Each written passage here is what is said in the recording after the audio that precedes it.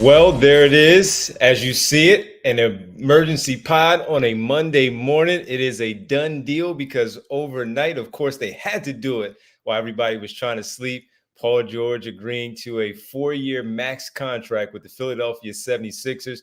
Welcome to the PHLY Sixers Free Agency Frenzy morning show here with Derek Bodner, Kyle Neubeck. I'm Devon Givens here as we break it all down. It happened overnight. We'll get to another piece of the Sixers news a little bit later. But, fellas, we were talking about it as the little breadcrumbs were starting to fall out there for us as we were doing our show beginning at 5 o'clock, getting out of there somewhere close to 8 o'clock in our Eric Gordon quick 5-minute show as well. This was the big fish. This was the one we were waiting for to see if it all came into play. And once Derrick Jones Jr. even signed with the LA Clippers for a 3-year deal, we already knew what it was looking like, but it finally got done overnight. Derek, and the Philadelphia 76ers land their guy in Paul George. Good morning, Philadelphia. No, you're not getting any of that from me. You're lucky I'm present. I think Kyle and I went to sleep about 2 hours ago because we were up waiting for the Paul George news. Look, it is. I think a lot of us doubted whether this would happen. We doubted whether this would happen back in February and March and April when it was first floated, and we all thought that the Clippers would eventually cave. We doubted this would happen a week ago or a week and a half ago when Shams Charania put out the report that the Sixers' interest was waning. I think Kyle and I both pushed back on that the Sixers' interest was waning, but maybe their belief and their confidence in the situation and that it would unfold in the way that they needed it was waning. So for them to sit here and look, I think a lot of fans, because a lot of fans look for the concern. I'm not going to even call them negative, but they look for like ways it could go wrong.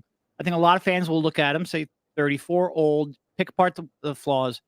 This was the best option the Sixers had in front of them. This is arguably the best free agency signing the Sixers have had in their modern history. It's not a long list of contenders on there for sure. But this is a really, really impactful third piece around a core in Joel Embiid and Tyrese Maxey that I think we have all grown even more confident in as a duo. So I think this is a huge, huge deal. Yeah.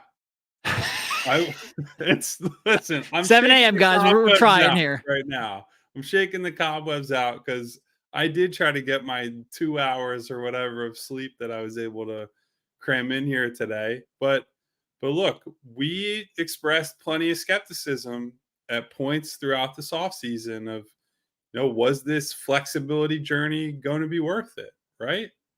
Was this plan going to bear fruit? We were talking about the possibility of having to give up multiple picks for Brandon Ingram or going the role players route, paying a balloon payment to Nick Batum and paying KCP $50 million over 2 years and maybe having to pause things until the trade deadline for anything real and significant to happen. And we sit here today, less than 24 hours after free agency opening, and the Sixers turn Tobias fucking Harris into Paul fucking George. So that's a huge deal. Like, set everything else aside. They have a real deal 8-3 per game, 40% catch and shoot 3-point guy who has been a top 3 MVP voter in the league, who has been in Defensive Player of the Year, all defense conversations. Now, are they getting that capital P, capital G, Paul George? Probably not, right? But they don't need to get that version of Paul George. To win a title, they're going to require the best of Joel Embiid and Tyrese Maxey.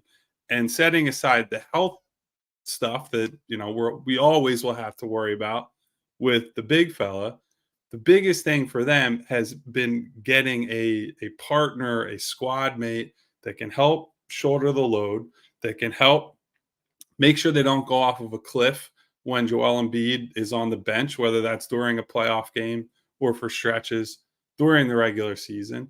A guy who fits there as a complementary piece, but someone who can also pick them up when they're down. Like, this is a guy who can do that. And they were able to keep all these future picks that we're talking about. So, the next conversation we'll have at some point is, can they flip Paul Reed and that contract plus picks and turn that into, I know, Derek, you've said it's around a $15 million ish salary for, you don't want to call it the final piece, but the final real move that they The can last piece they move, can do, yeah. they can make this offseason. But this was the most important step. We've said from day one of this offseason, Daryl Morey's vision line was not, hey, we need to get a squad full of role players, good role players around these guys, that this organization wanted and felt they needed a legitimate third guy. This is a legitimate third guy. Even if he's 34, even if there might be some pain on the back end of that contract, Paul George is really damn good at basketball, was one of the 20 to 25 best players in the entire league last year. And he's joining guys who both were all-stars last year, one of whom is an MVP caliber player. I get anybody who's skeptical. I get the concerns on multiple fronts. But as Derek said, this is one of the biggest free agent signings in the history of the franchise. I'm gonna do my best Kyle impersonation. Yeah. So yesterday, before we started our free agency frenzy show on Sunday, Derek did mention this before the show, that this would be the biggest signing, and I foolishly pushed back on the Moses part, just thinking, that being more of a free agent. But of course, that was a trade, and but I think it was Derek was right. Yeah, I'd have to go back. I don't remember the cap rules back then, but I think it was like he was going to leave and they got something for him. So I think it's fair to bring up. But to your point, that's how far back we had to go. That's how far back we had to go to look at the impact of a free agent coming in here. We've seen it in for the Phillies, we've seen it for the Flyers, and we've seen it for the Philadelphia Eagles for quite some time. And we have not seen it for the Philadelphia 76ers. And this is the first time in a long, long time that they get someone the caliber of this. Now, they've done some trades. They've made some decent trades with some big names coming in here. You can even look back at Jimmy Butler in 2018. But as far as a destination for a free agent, picking a team and looking at the situation and saying, now, there's some things to go back with it. Again, a trail there where he did not like certain things with his previous team in the LA Clippers, but he eventually chose the 76ers. And with the player profile that he does have, that he comes in here on his resume with what it is, for us to be still talking about him, as Kyle just laid out, for all the warts and things, even at the age of 34, to still be in that conversation of a top 20, top 25 player, fitting and sliding right alongside of Tyrese Maxey and Joel Embiid for what he does, for what this team currently needs right now at the stages of both of their careers. Maxey has a longer trail there, but for right now, they're in win now mode, trying to win a championship, and they had to go out there and make a big deal of what they did, of what they wanted to do, and they did that by acquiring Paul George. He will be frustrating at nights. He will have his issues through an 82-game season, and I'm sure there will be points in the postseason where we'll be all conversing and talking about how this guy didn't do this in a big spot.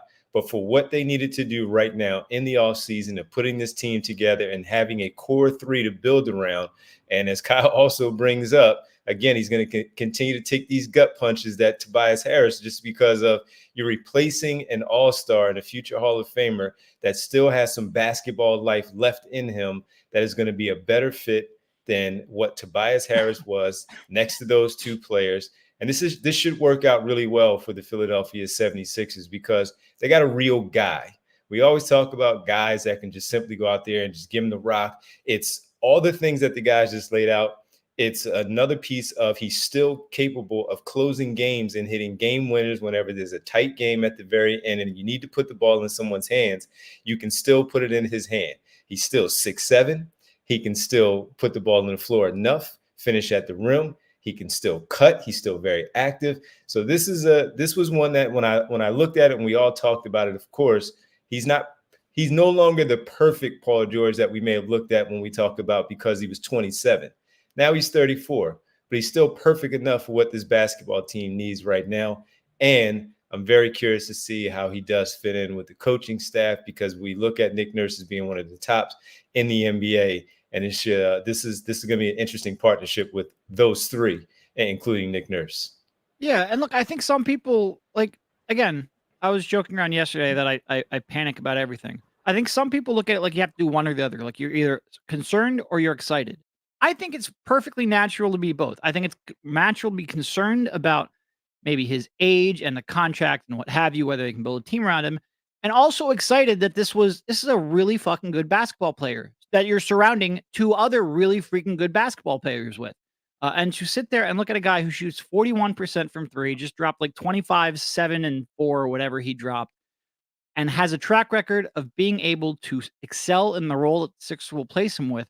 I don't know how even if you have some concerns, I don't know how you don't then also have a lot of excitement around this team. I think this is the best in terms of a big three.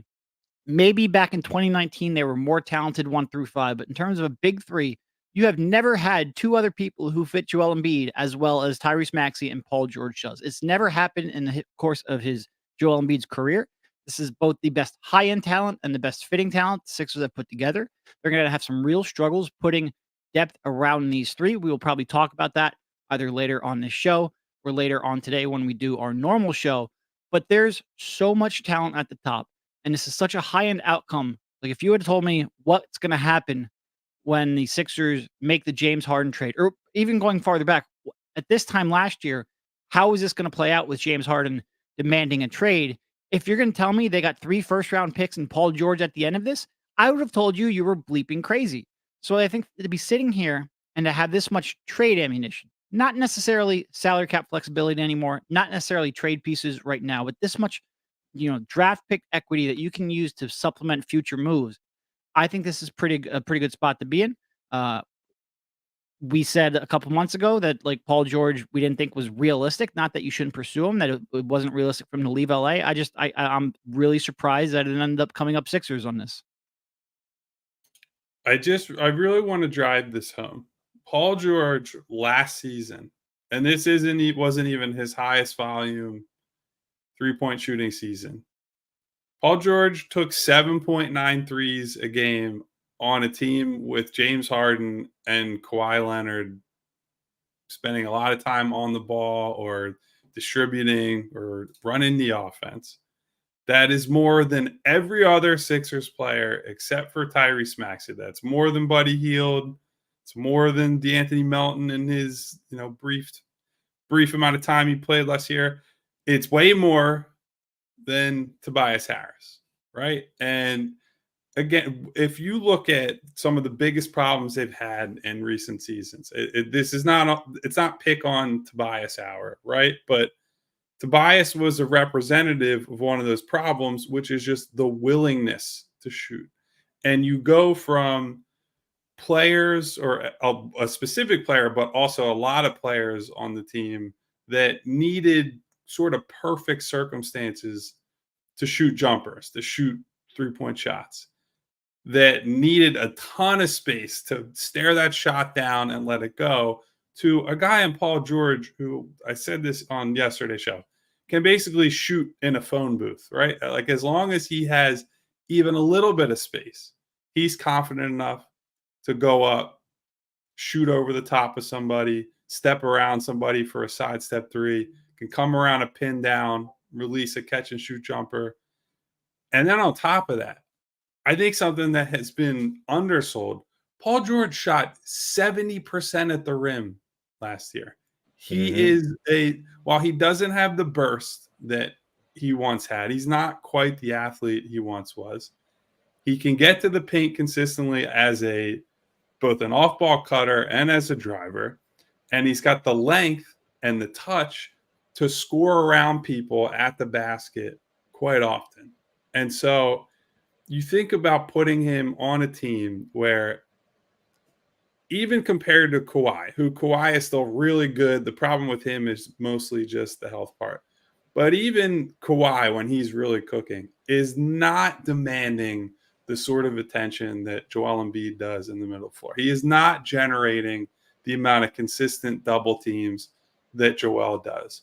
And so you project out and you say, think about all the shots that Paul George is going to get where he is wide open and he's not going to have to work for those shots. basically at all. He can stand in the weak side corner.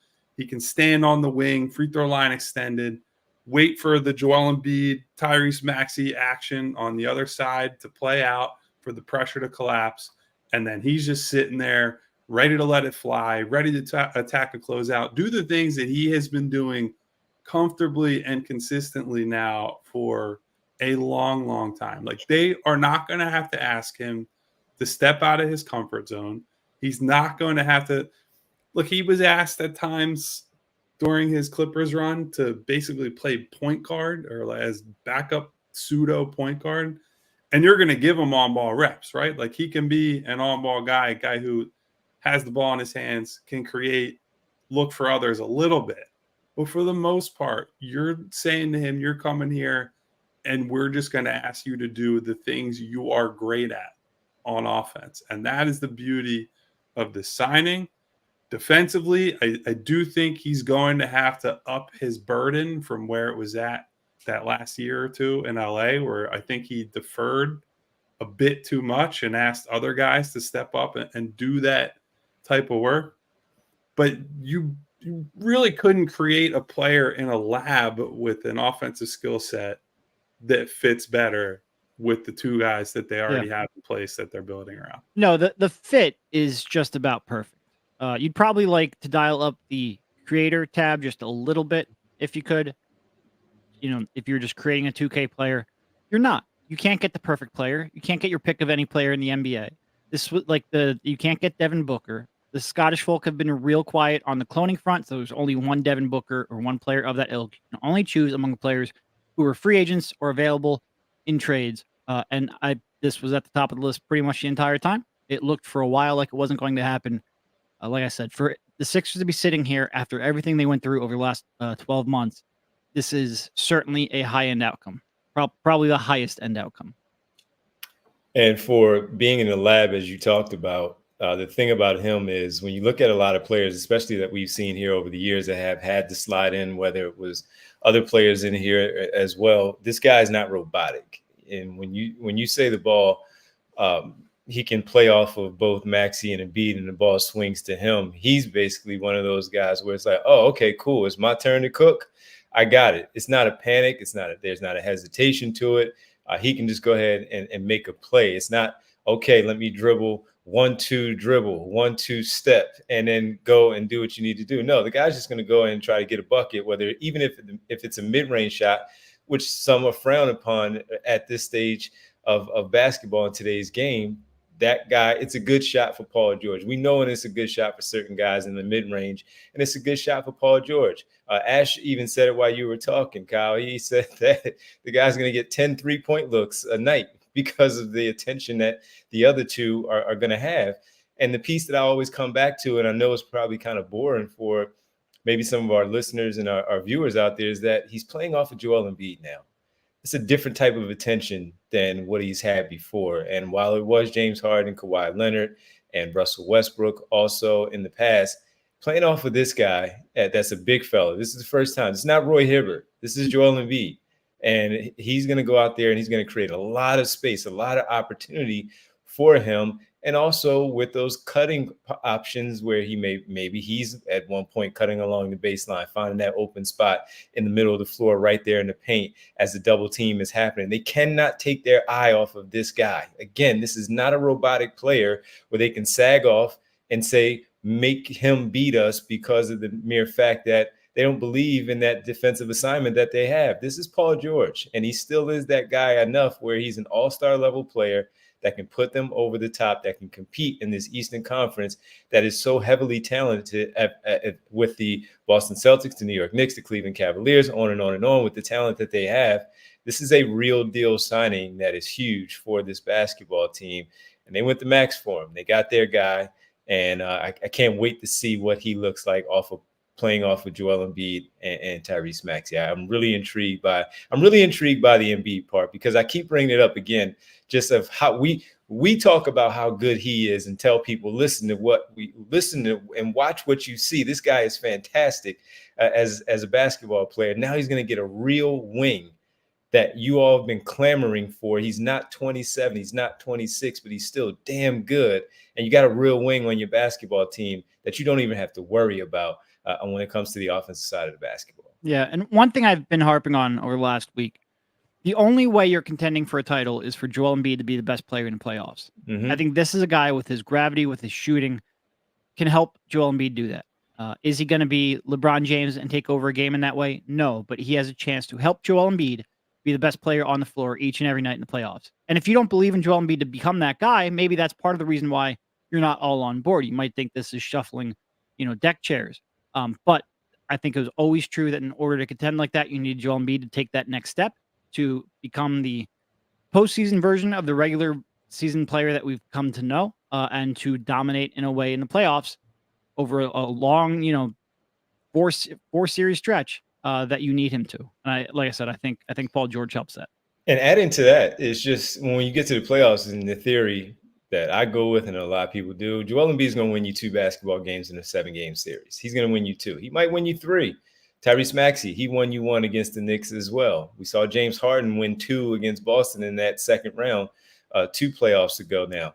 Paul George will win you 1. Paul George will win you 2. And you need that because this is the playoff series that you're going to need a guy to just step up in that moment and do that. And I know we'll get to the whole playoff piece stuff when we get down the line, when it's time in April to get the playoffs underway.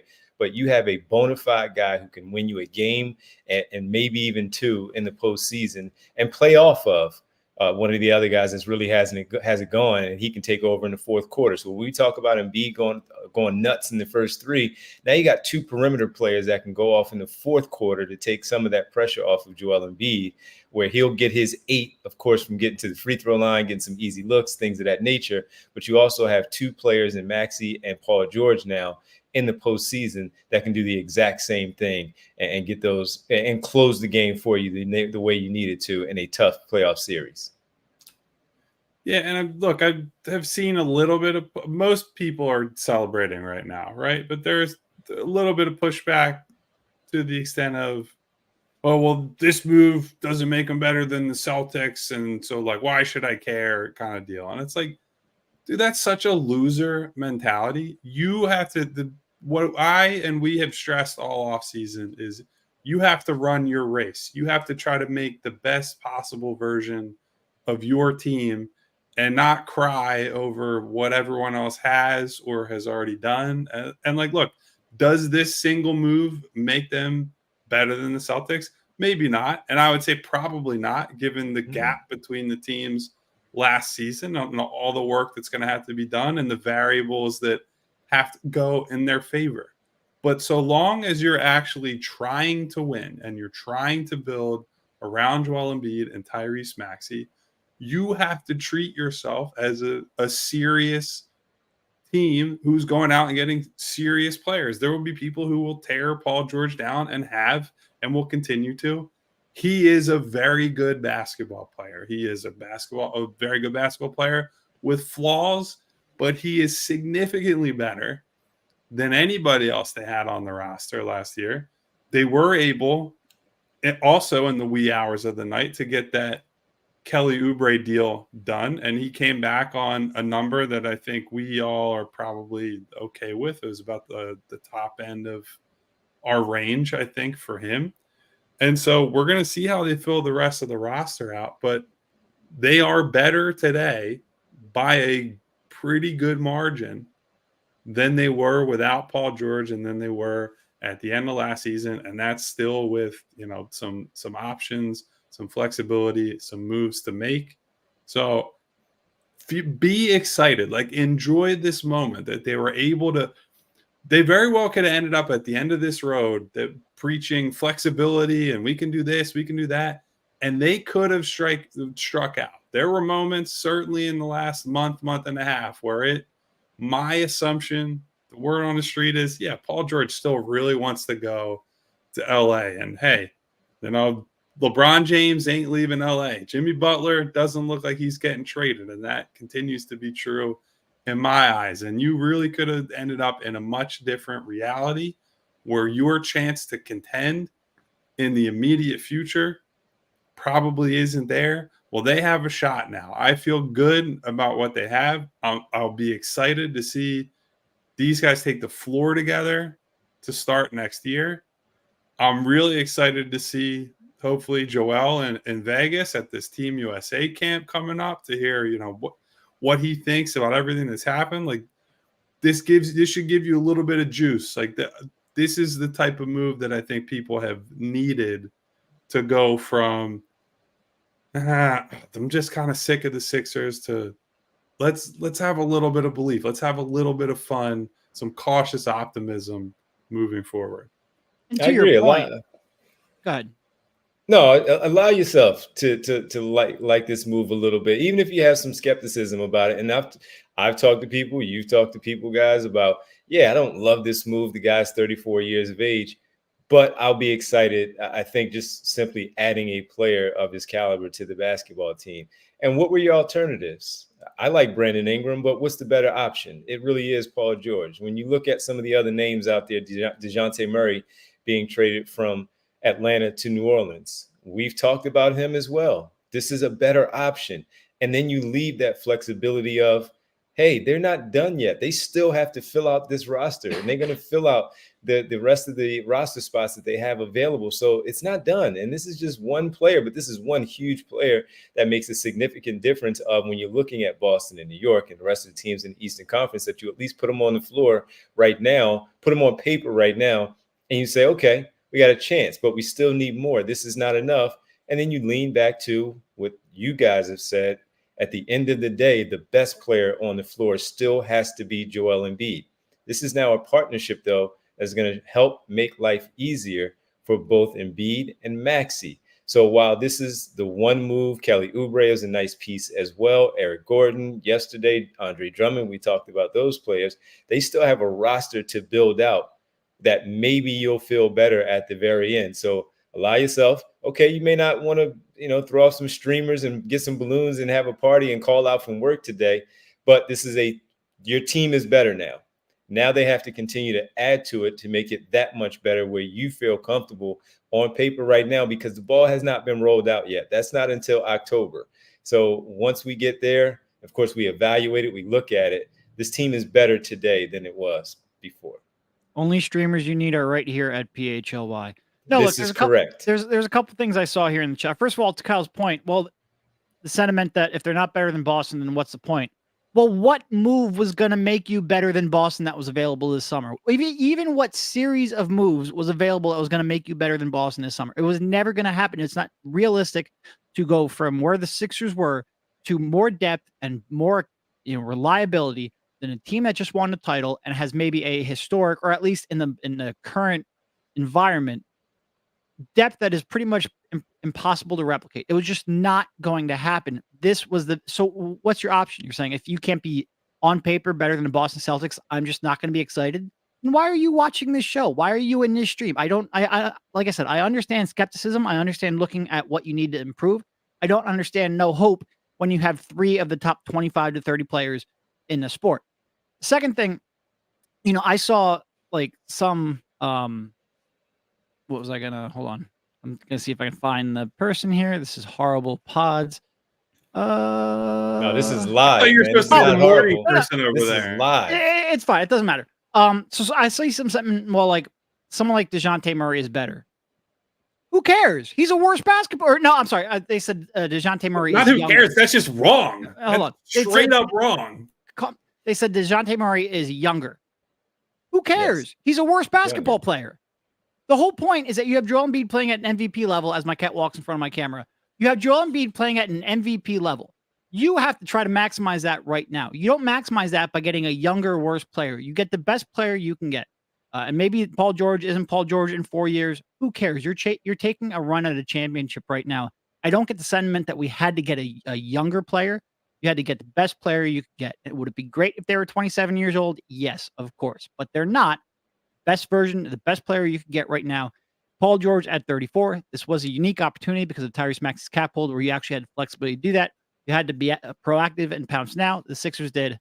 and I think they're in a better spot. Here would be my question too. How good would Paul George be if he joined the Boston Celtics now? How good would Paul George be if he joined the New York Knicks now? How good would Paul George be if he even joined the Cleveland Cavaliers next to Darius Garland and Donovan Mitchell, and the rest of those guys? He would be pretty good. And you know what this sentiment would be? Because we've been doing this for a long time. We've all grown up here. Forget about our jobs. We've talked about this growing up, discussing this stuff. Well, if they didn't sign him, he went to another team.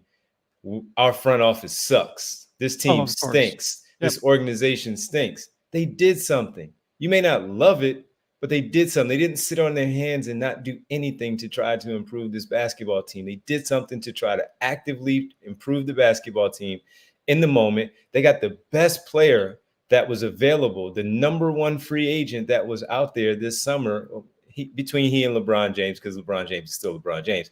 They got the best two. I mean, the best one of the two.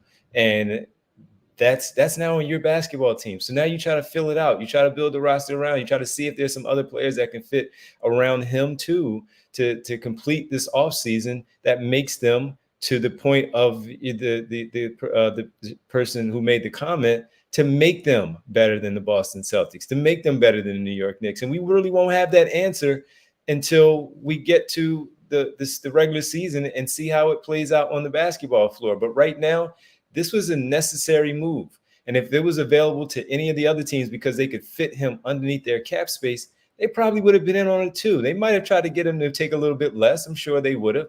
But they would have tried to acquire him too, because he's still a good basketball player, a top 25, top 30 player in this league.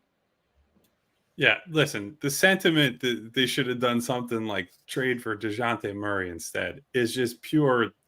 Your brain is poisoned by 2K and running a franchise mode where you don't actually play the games and you're worried about, oh, this guy's potential stat is higher because he's younger. It's like, well, the real life player right now is flawed and has not shown that he can play on a team that has any real chance to win, that his prioritization of the wrong things or things for him individually are more important than, doing things to sacrifice to win.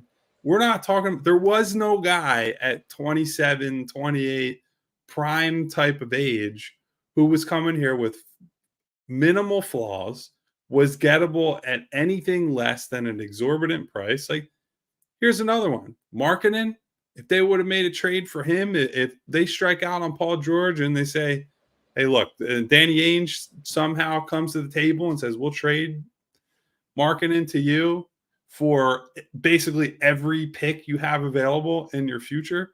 Lauri Markkanen has never played in a playoff game. Like, you want to tear Paul George down because he's had up and down moments in the playoffs, you will be relying on a guy who has never appeared in the postseason as your third most important guy, as your other building block moving forward. And yes, they would have had flexibility to make other signings and prioritize this and maybe move in for somebody like Kentavious Caldwell-Pope. And that's all well and good. But this is it. All that matters, they have a 2, maybe 3-year window here where they have a chance to compete for a title. That banner, if they can get it, will hang forever. This team has not won a title since 1983. Rarely have they even been close in the interim period. We'll see if they get there. We'll see how the breaks go. Certainly Boston will be there. Certainly New York will be there. And then even if they make it out of the East, that West is a gauntlet. There are some great, great teams over there, including some who are still trying to load up right now with other guys floating around out there. We don't know what DeMar DeRozan's going to do. Maybe he ends up out West and adds to another team out there. They are unequivocally better. This was the best option in front of them for all the reasons we've laid out. Just try to enjoy it. I get it. The negativity, the Negadelphians out there, you will find ways to pick it apart, and we will pick apart the negative stuff. Now is not the time. Enjoy it for a little bit. We have all off season to concern troll and be potentially upset about years down the road when we haven't seen these guys play a game yet. Allow yourself to have some fun. By the way, saying that the Sixers haven't been haven't competed for a championship often since 1983 is being very fucking generous. Understatement of the century. They competed for a title once in the 40 years in between, and legitimately never even got close outside of that. To have a chance, look, when they started on this whole rebuild thing, having a true legitimate chance to compete is all I've ever asked for. I've been begging for it. I've been dying for it. It's why I supported the rebuild, and it's why I support big swings like this. They need the talent to try to go out there and compete for a title. And we can sit here and talk about every other option they could have had. OG's not healthy and scores 14 points per game. LeBron James wants to be a GM. Mikal Bridges had bad influences in his life, like Devon Givens. Like, there's going to be flaws with each. Lauri Markkanen has never been in the playoffs. There's going to be problems with each and every one of them. We understand Paul George has been injured. All in the last year, he really wasn't. Played like 74 games. We understand he's 34. We're capable of reading the basketball reference sheet. This was, I think, pretty comfortably the best option they have, not only because Paul George is the best fit among the players who have moved, but also because they now have draft picks to trade. And maybe, it's going to be tough. Like I said, we're going to get into how they can finish supplementing this roster with roster moves. We'll probably do that later on today. Yep. It's going to be tough to flesh out too much more depth, but maybe you can aggregate salaries trade deadline. Maybe it means next summer. I think one thing that I will push back on is it's not just about this year. I do think Joel Embiid, knees withstanding, is going to have a longer prime than maybe some people expect. I don't think he is right at the doorstep of exiting. He has too much touch, too much talent to not be an effective player for the next 2 or 3 or 4 years, health permitting. So I think you do have to say, all right, we'd love to get as much depth as we can this summer. It might not be realistic, so we have to be flexible. And with this move, you are still flexible, even if it's not in the next couple of weeks, even if it's in 6 months, 9 months, a year and a half, you still have some flexibility left to go out there and get the pieces you need. And I think that's a good spot to be in. Look at us in the morning getting all these super chats on this emergency pod. Paul George would do that for us. Larry Love, since Kyle mentioned Lauri Markkanen, Larry Love says, interesting to see if Morey can get up to 18 million for Lowry's. At 18 mil, Morey has up to 5 picks there. There's the 6 to 7 left that he has. Paul Reed's deal at 7.7. Ricky, go get him, Rick. Or how about Portis, Chris Middleton, Brandon Ingram, or Trey Lyles? Interesting name that we haven't heard, of course, as a shooter in the front court. That was it. I appreciate Larry at least gave us like a spectrum of players there, because I'll tell you this, Brandon Ingram certainly ain't happening. That door is closed. Not now. That is impossible. And Derek, is Markkanen even at this point doable because Drummond taking up that space, does that impact that? It does. I would have to check the biggest concern here. Now, theoretically, if you needed to aggregate, because we mentioned Paul Reed, the most you can take back in a trade for him is around $15 million. If you then sign Jared McCain, wait 2 months and trade him, I'm pretty sure you can get up that number pretty easily. The problem that really comes into play is the first apron, which you would be hard capped at in such a trade. I would have to sit down here with my spreadsheets for another couple hours or two and figure out exactly what they could do while still being under that hard cap. It would be tough. And like I said, even if all of that worked, where you could find a way to stay under the first apron for the rest of the season, you also have to beat the market on Markkanen's asking price. You also have to beat Danny Ainge on what threshold he has for being willing to trade him. And you have to try to live under that second apron for the next 4 years, all of which would be exceedingly tough. I understand the pie in the sky, hope for the best outcome. That's very implausible. Presidential Mike says Morey got better without trading any picks, 3 firsts and PG for James Harden. Hopefully Batum stays. Kyle Kelly-Iko yesterday during our show pointed out that Nick Batum unlikely to return to Philadelphia. That's the one part of it. And Morey got better without trading any picks, which was important. And what we talked about for weeks now, and one of the things that they didn't have to do when it came to Paul George was trade for him. And that's why the discussion that we had over the last week was him potentially opting in and basically, taking himself off the table for the Sixers in that regard. Yeah. So on the Batum front, I still don't want to go to that area that Kelly's at where he's saying it's not going to happen. I think it does look unlikely from where we're sitting. And that could be for multiple reasons, right? Like, we don't know if perhaps Batum might just say after the Olympics, I'm retiring, right? Like, that could be his swan song. And maybe he's leaning more toward that now. Devon, you brought up on our show yesterday, and maybe it's more of he's talked with his family and they're looking at other places that maybe they'd rather be. It's hard to know at this point. What I do know is that if the Sixers could convince him to come back, that they certainly still have interest in Nico, that they value his skill set quite a bit. Whether he would be top priority at this point, I'm definitely interested in, because for all the celebrating we're sort of doing right now of this move, I do think they're going to need some youth and athleticism and size, mobile size, we'll say, that maybe they don't have right now. That they do have some smallish guards, and even in Paul George's case, he's for all his talent that he still has and his defensive ability he still has, he's certainly getting into the back part of his career. So can you inject some more youth and athleticism? I mean, maybe not somebody like Kelly Oubre, who's right in that prime age years, but somebody who can help in those departments. So it's an interesting challenge ahead. I think one thing that it looks like there is a clear shot for Ricky Council IV to be a real rotation guy this year, potentially. Like, it's basically him and Kelly on this roster right now with real athleticism on the wing. So if he can have a good summer in the gym, maybe have a couple good games out in Utah or Vegas in summer league, entice some people, it could be a big year for our guy Ricky. So we'll see. Shahid says, we just saw our MVP suffer Bell's palsy. I'll embrace any positive news, at least for a little while. Fair point. Fair point. Yeah, look, I mean, I think people forgot about that part too, right, Derek? That he actually had Bell's palsy while he was playing and averaging 33 a game against the tough New York Knicks basketball team. Yeah, no, I think any time that a playoff series doesn't go the way that fans want, they forget most of the circumstance around that. And that was a pretty big circumstance. And look, I'm not telling any of you to ignore the concerns.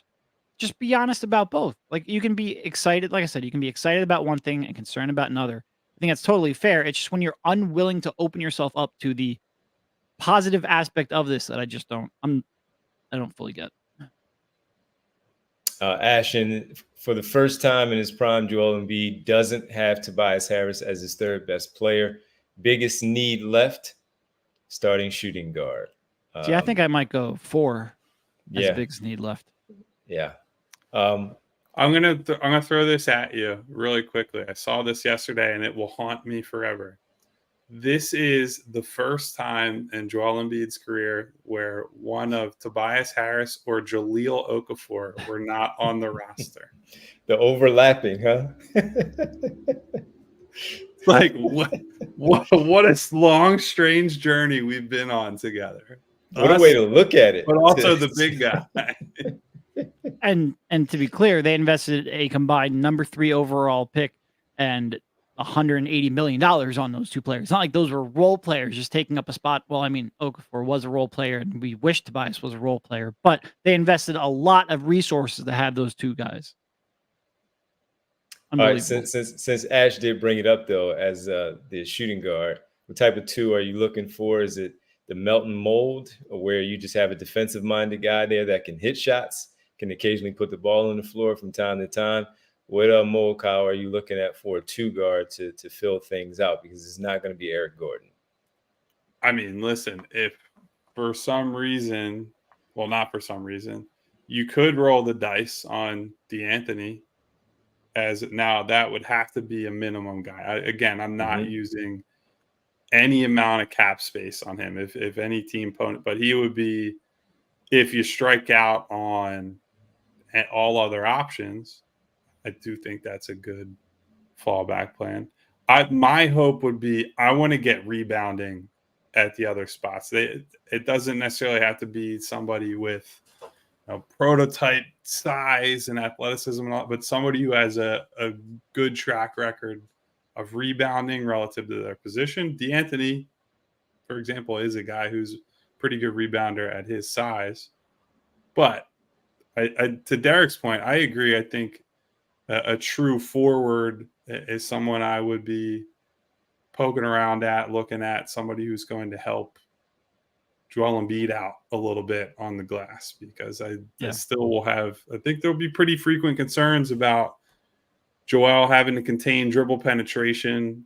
And, if he's stepping out on a mid-range jumper for a guard or a wing in a pick and roll, and then having to recover, try to find the defensive rebound, he needs somebody who they need some size, somebody who can box out, hit a man, track the ball midair. That's really important for me.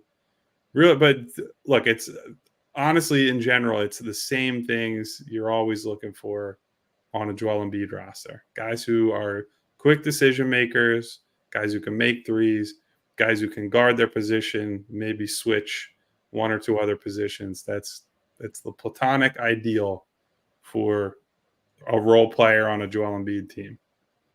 Yeah, look, I think some people will be like, well, I want more creation. And sure, whenever you can get creation, I think it's a good idea to get creation. But what you can't do is take away on shooting, on defense, and in rebounding. And if a player can create, shoot, rebound, and defend, they're probably a superstar. And I have no idea how you're going to acquire them with the assets the Sixers have. So I think what I'm willing to take away is that creation. I think Paul George is going to be your secondary perimeter creator. It's not perfect in that role at 34, but I think that's what you have to work with. I think it's what you should work with. In terms of like an archetype, so it's sort of a shame that the Wizards traded Denny Avdia. That's where I was going last week. Derek. I think he would have been perfect. He would have been perfect. And frankly, I'd match that 2 first-round pick offer, given what we now know about Paul George, because he has the size, the hustle, the defense, the rebounding, the shooting. Young, locked under a long-term contract, so we have a better chance to keep him around and navigate the apron concerns that you'll have. But the Sixers would have had to make that move at the draft. You probably don't trade away 2 first-round picks if you're not confident or sure that you're going to sign Paul George. And I'm not sure anyone was truly sure up until the last 24 hours, so it would have been hard to pull the trigger on that. But it's a shame that the Wizards didn't wait maybe a week or so, because I think he would have been a real good fit. Mark Jackson says, Sam Hauser an AVA option for Morey to go get?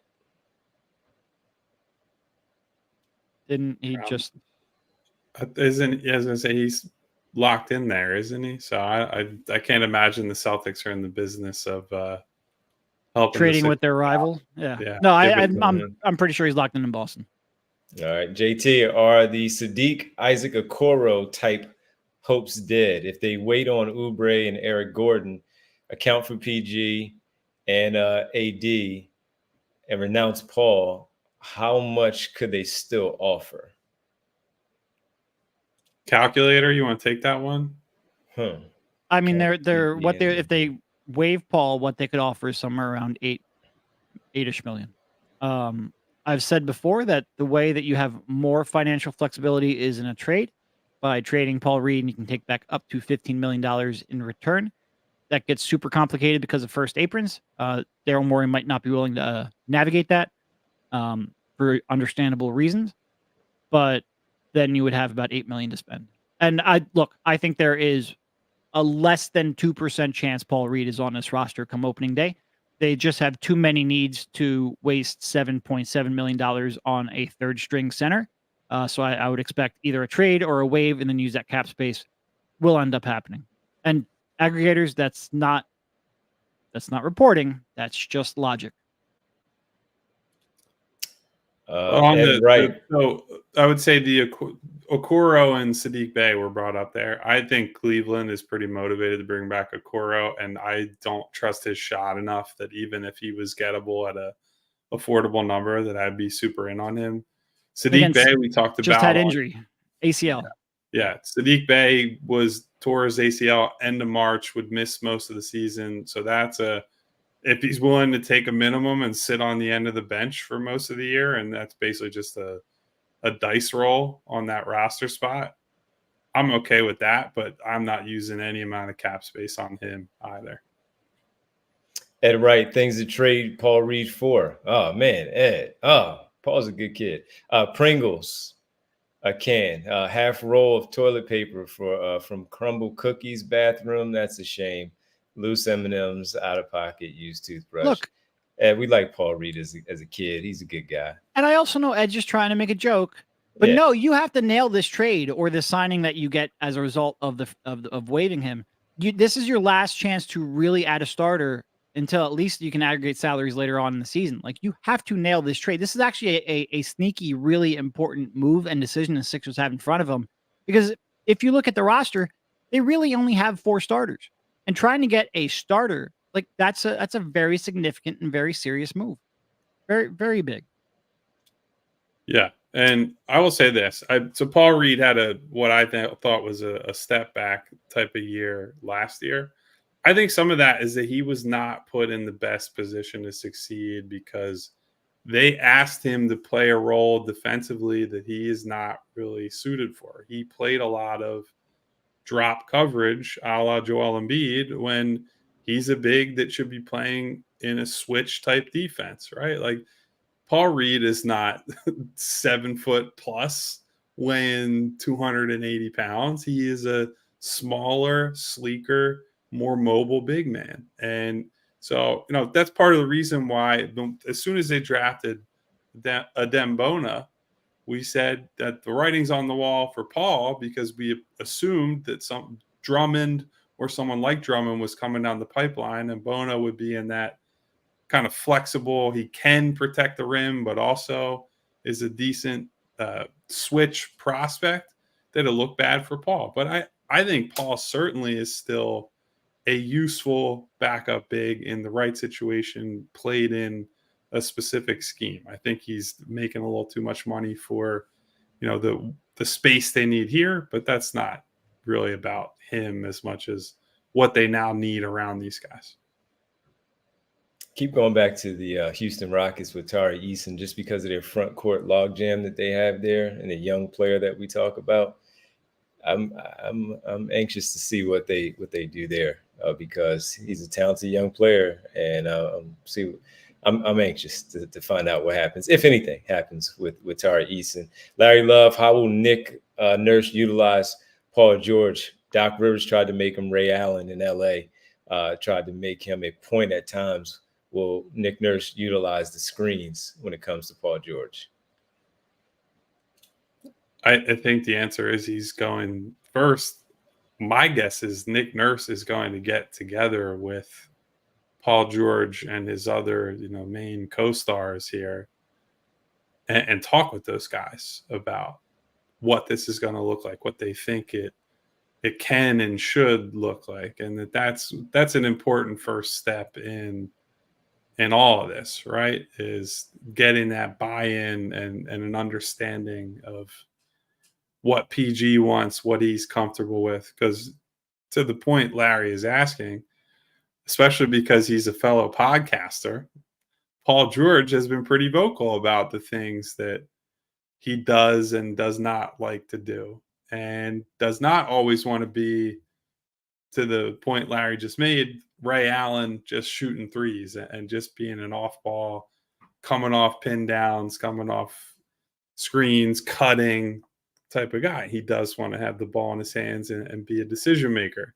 That's not always going to work out in your favor, but they will have to figure out ways to use all of these guys in conjunction with one another. I feel pretty confident that Nick Nurse will figure that out, but there will be some growing pains early on for sure.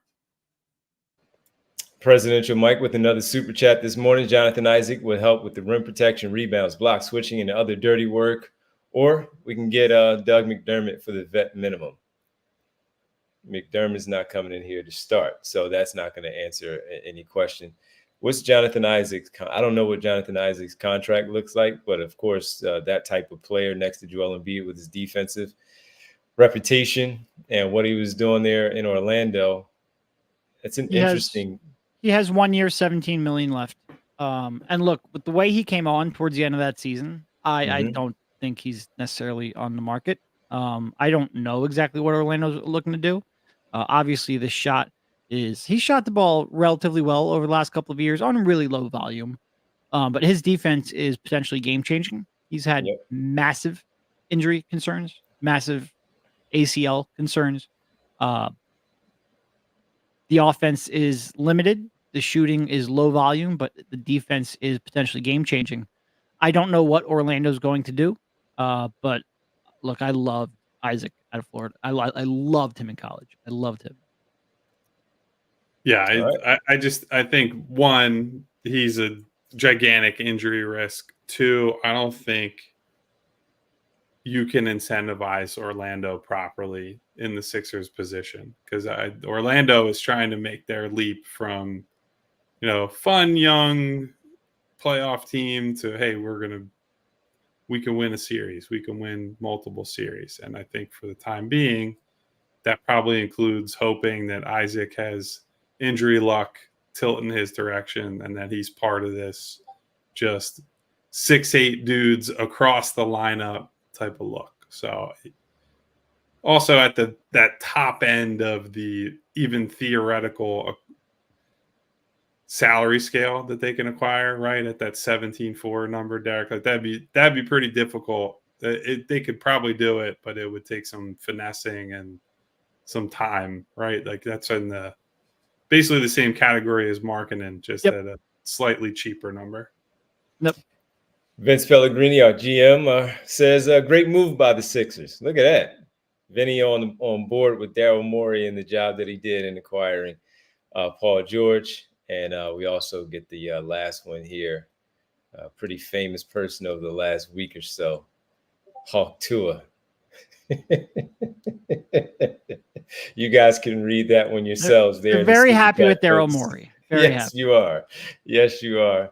Well, look, Derek, Kyle brought up a little bit earlier, we'll talk about it later, but just to not ignore it, Kelly Oubre back on a 2-year deal, second year player option. What are your thoughts on the deal of bringing Kelly Oubre back at that number, just around that $8 million mark?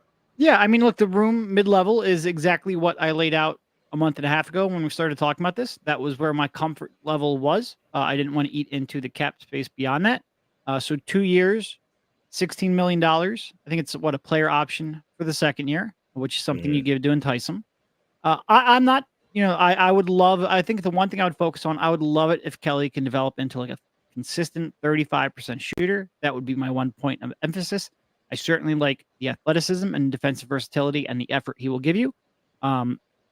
It is like, that's a contract I was comfortable with. Then, like I said, I say that as someone who that's pretty much what I set out when this whole process started. That's exactly what they got him for. I do think he will fill a role.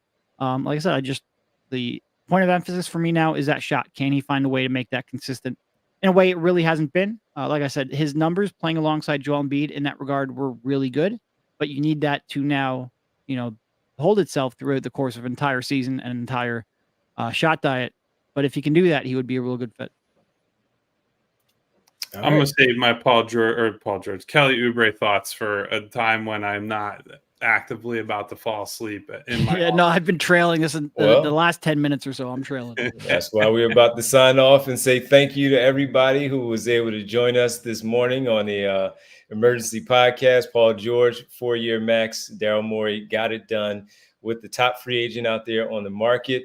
He is now a member of your Philadelphia 76ers, brings back Kelly Oubre. Yesterday, Andre Drummond returns on a 2-year deal, and Eric Gordon on a minimum. Kyle was able to get that one confirmed for us all out there. So right now, very active, some decent moves, still some work to do.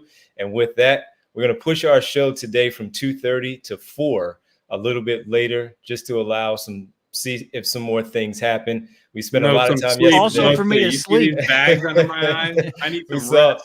We did a 3-hour show yesterday, and we had one player signed for the Sixers, and that was Andre Drummond. We came back with the Eric Gordon part of things, but we appreciate everybody. We thank you. Make sure you go like and subscribe.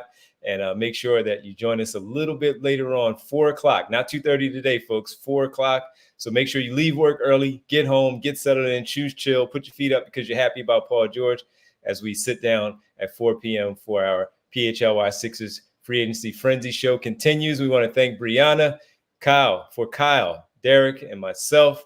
We'll talk to you a little bit later on, 4 o'clock, right here on the PHLY Sixers Free Agency Frenzy podcast. Ding. And we got the bell. Thank you, Derek. We appreciate it. We'll talk to you guys at 4.